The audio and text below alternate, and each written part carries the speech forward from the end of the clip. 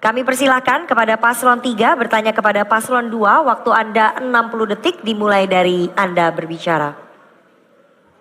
Makasih Pak Zul, saya ingin belajar nih dari Pak Zul. Jadi kan kita NTB ini kan daerah pengirim buruh migran nomor 3 terbesar lah di Indonesia.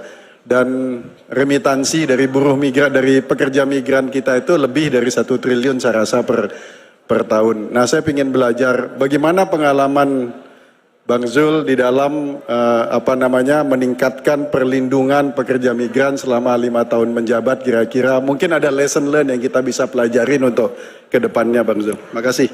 Masih ada waktu, ingin ditambahkan pertanyaannya? Pak Iqbal?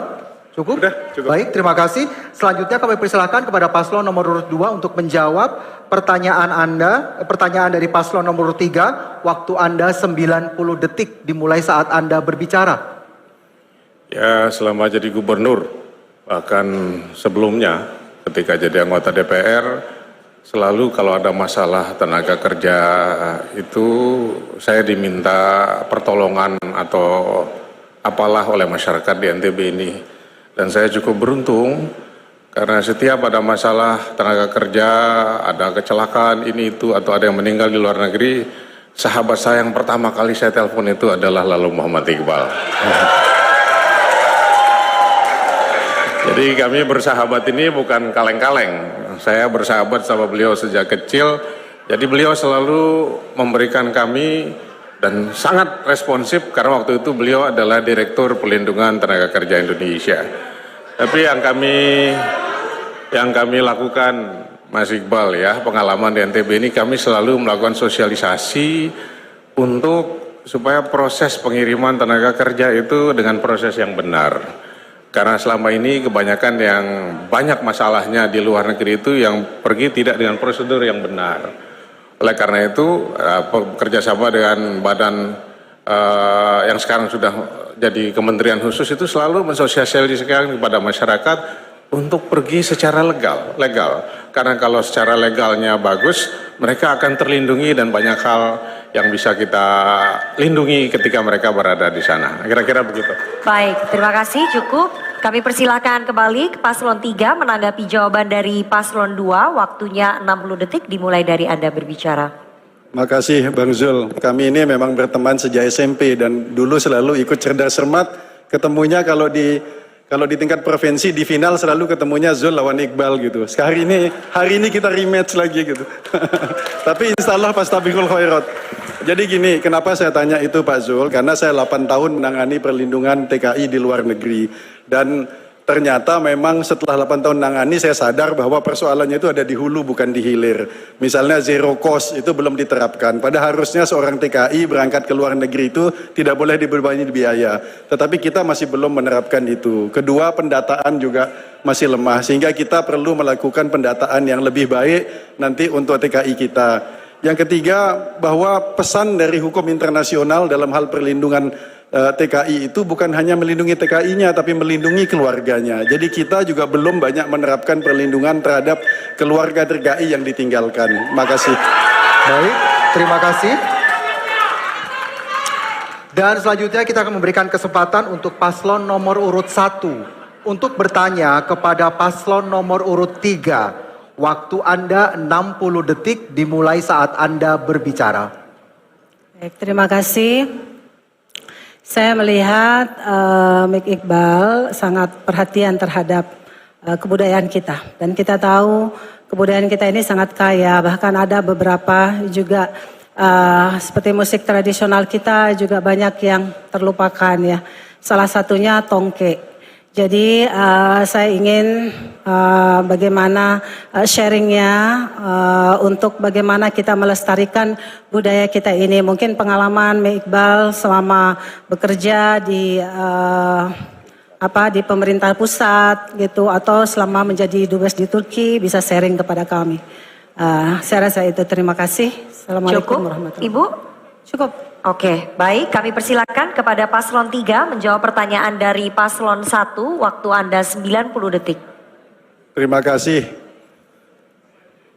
Sekarang yang kita sebut sebagai tradisi adat ini adalah sesuatu yang ditinggalkan oleh generasi kita terdahulu. Pertanyaannya adalah, apa yang akan kita tinggalkan untuk generasi yang akan datang? Karena itu kita perlu membangun tradisi untuk melestarikan, bukan saja melestarikan apa yang sudah ada, tapi menghasilkan produk budaya yang lebih baik nanti untuk generasi yang akan datang. Itulah tadi Bu Rohmi kenapa saya mengusulkan di awal tadi bahwa kita harus memiliki sebuah sekolah tinggi ilmu seni dan budaya, karena disitulah center of excellence-nya, disitulah para budayawan kita, para pemangku adat kita mengembangkan tradisi-tradisi yang ada, mengembangkan adat-adat yang ada, sehingga kita tidak hanya puas dengan apa yang ditinggalkan oleh generasi yang terdahulu, tetapi kita juga menyiapkan sesuatu untuk generasi yang akan datang. Lebih penting lagi adalah untuk memberi ruang kepada generasi muda kita untuk mengekspresikan ekspresi adatnya dan adat dan budayanya. Makasih. Masih ada waktu, ingin ditambahkan?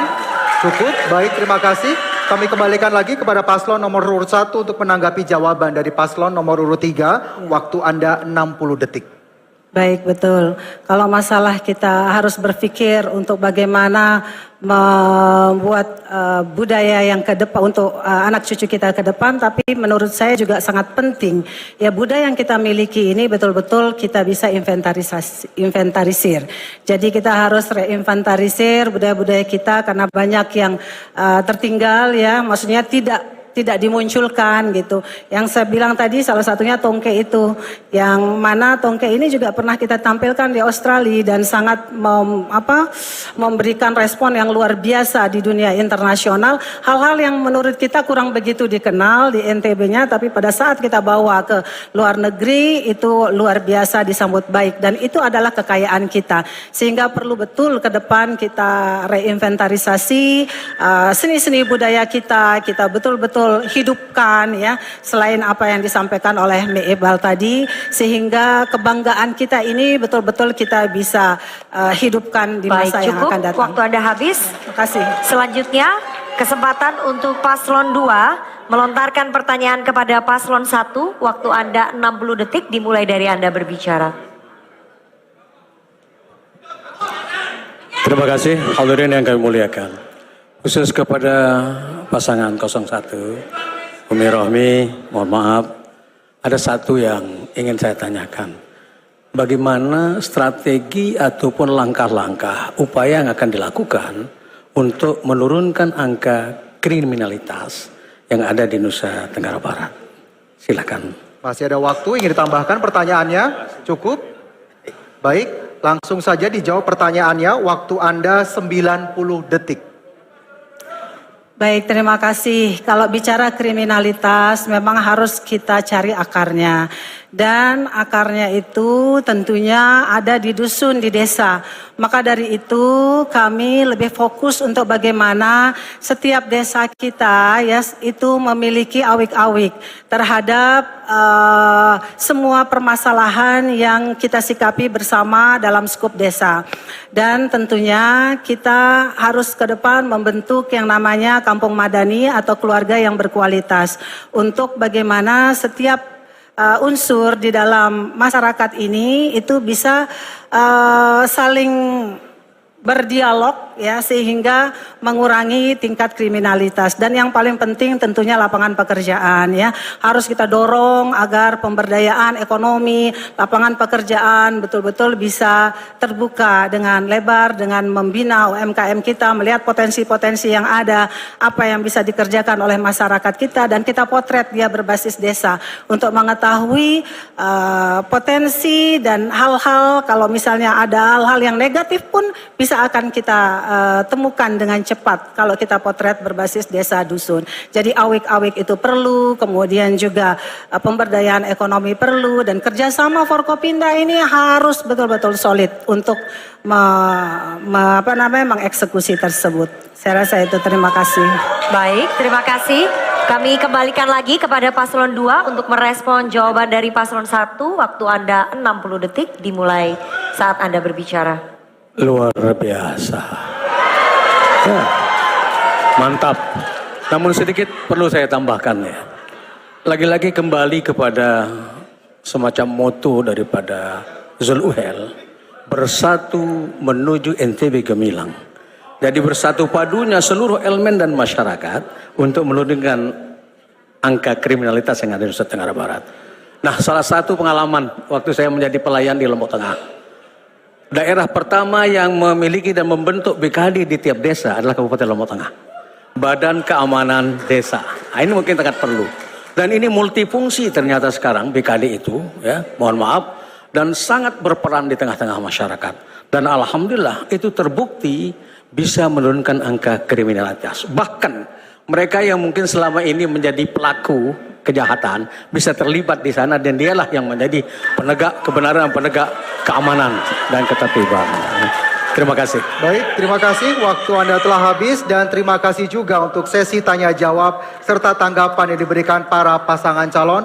Sekali lagi mari kita berikan tepuk tangan yang meriah untuk seluruh pasangan calon gubernur dan calon wakil gubernur Nusa Tenggara Barat tahun 2024. Hadirin dan pemirsa, kita akan jeda